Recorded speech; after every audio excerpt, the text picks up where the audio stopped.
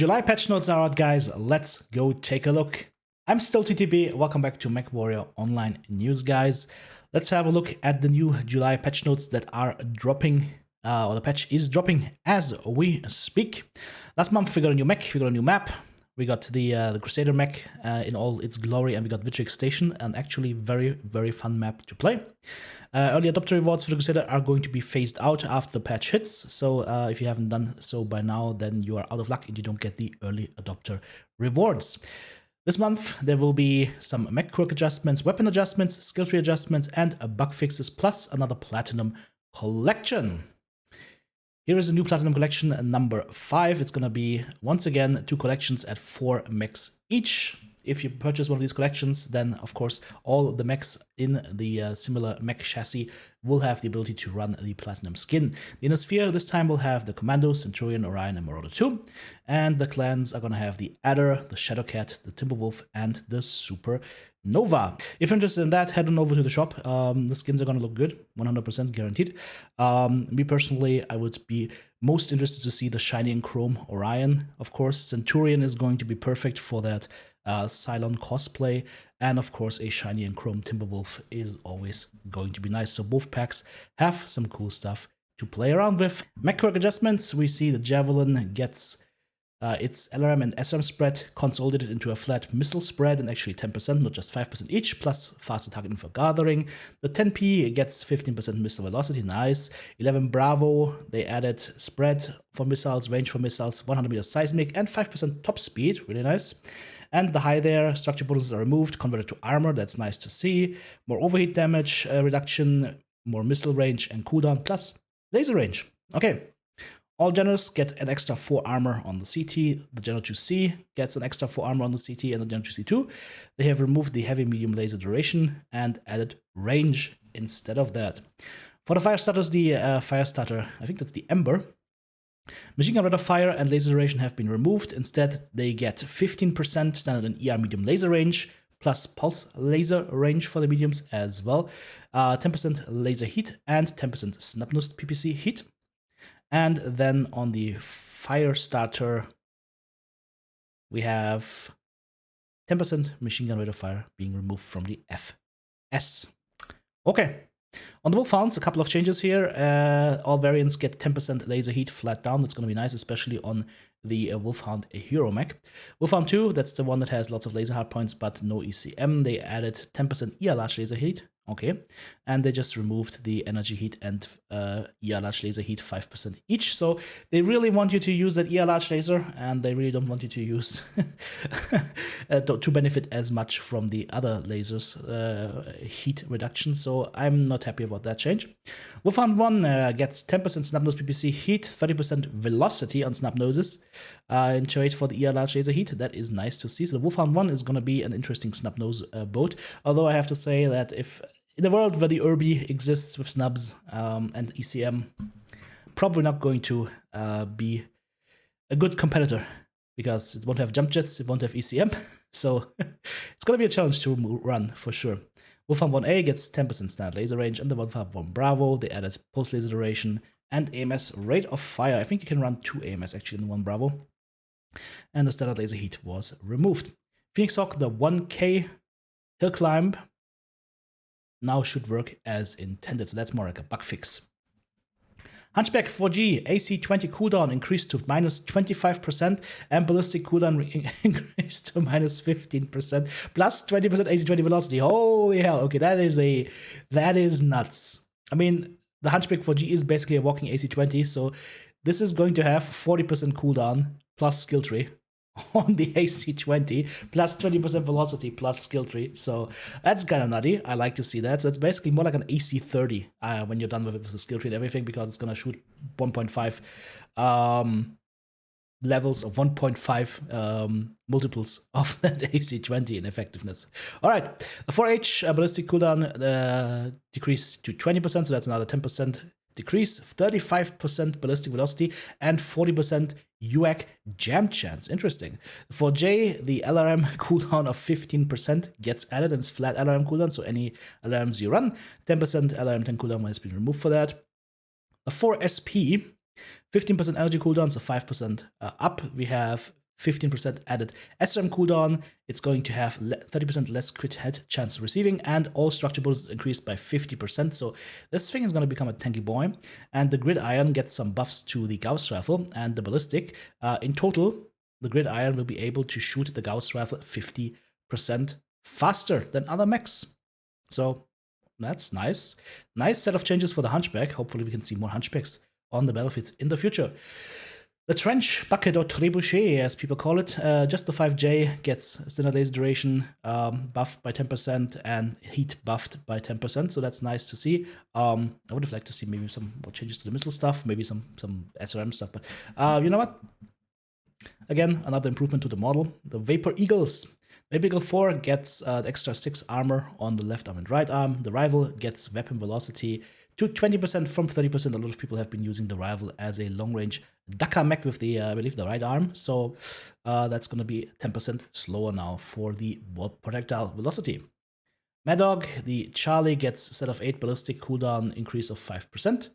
And of course, then we have the ammo per ton for Gauss, AC, LBs, and UAC 20 has been increased to give you an extra 2 to 3 shots each.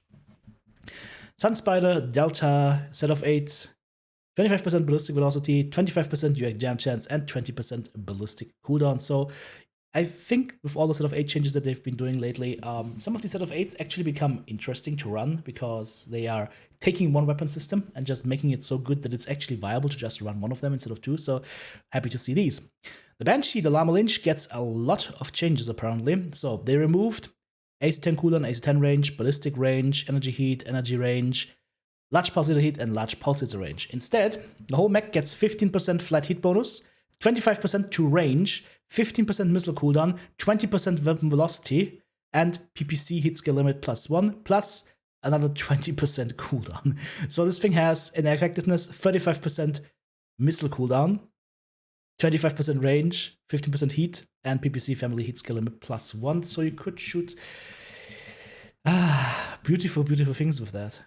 I will definitely revisit the Llama Lynch. Llama Lynch is, by the way, the Banshee that can actually fly. It can jump jet. So this is interesting. No, sorry, the Llama Lynch is not the flying one. The Siren is the flying one. And the Siren gets a 30% missile velocity, and missile cooldown gets buffed by hefty 15% as well. So Siren is also going to be interesting to try out. Lots of changes to the King Crabs. All variants get an extra 15 armor on the legs, get an extra 15 armor or increased up to +15 from the left arm and right arm. CT gets increased to 30, left torso, right torso to +20. So overall, King Crab becomes a little bit more tanky.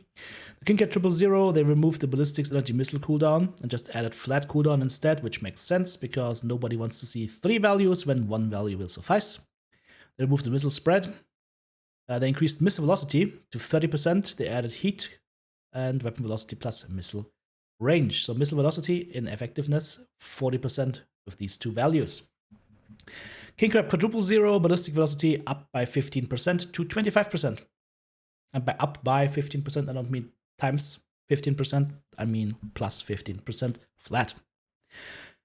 King Crab 000 Bravo, 5% cooldown, 15% ballistic velocity, 10% missile range, and all the tiny 5%ers being removed. I like that because nobody wants to see a 5% buff on anything because you're not going to notice it. So get rid of this bullshit. Make quirks viable, make quirks interesting. So I fully support that.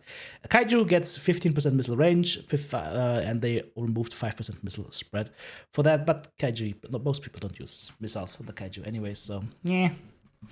Direwolf Alpha, set of 8, the clan large pulsator heat skill limit has been removed. Instead, it's going to be energy weapon heat skill limit +1 in the set of 8.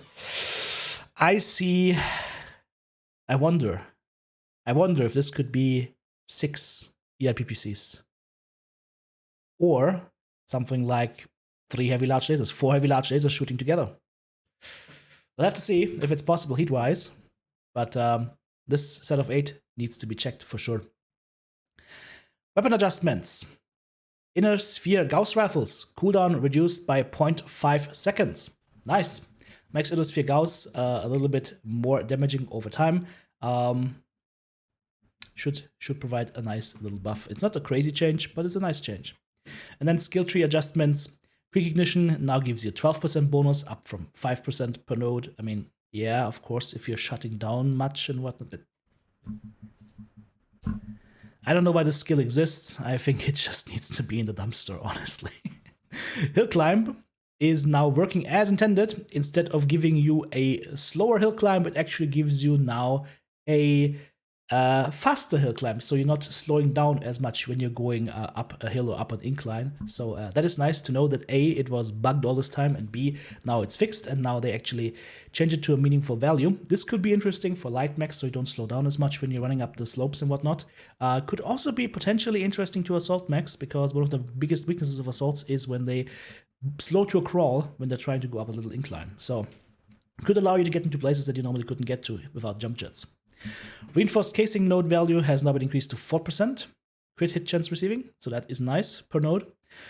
Then we get some buffs to torso pitch and torso yaw. Pitch is now 4% bonus instead of 2%, and yaw is now 3% bonus instead of 2%. I still disagree with the whole concept. I still think that you should, as a player, never be forced to gimp your skill tree just so you can look up or down or left or right properly.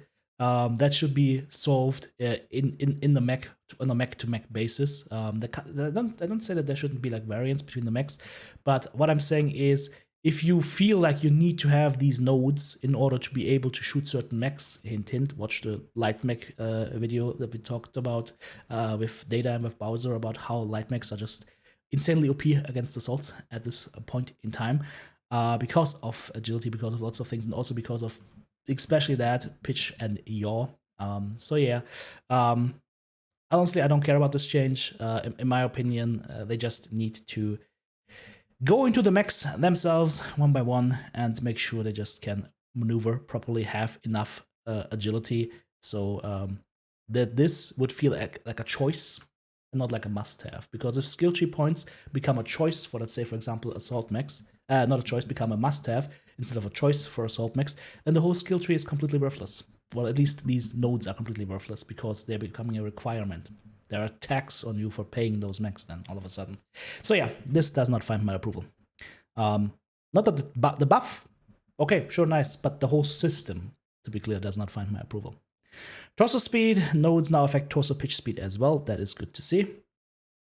Armor hardening for mechs above 60 tons has been changed, and skeletal density node values for mechs above 60 have been changed as well. And there is a little bit of an outline right here how these values are gonna go now. Let's look at the big boys. Let's look at the 100 tonners.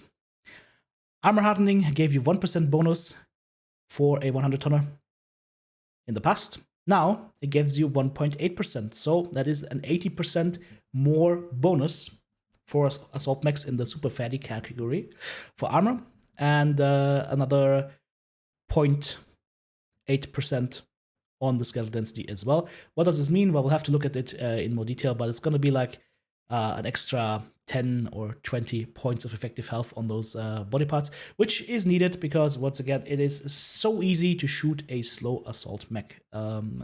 It's basically child's play. You can't miss.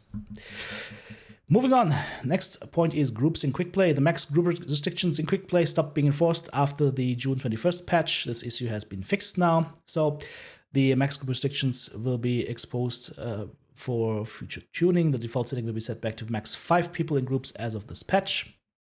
So one team can have, and this is what we've always been saying, one 4-player group, or one 2-player and one 3-player group, or two 2-player groups. So the amount of people that are grouped right now are either 4 or up to 4 or up to 5, depending on how the groups are distributed. But if it's up to 5, then it is 2 different groups.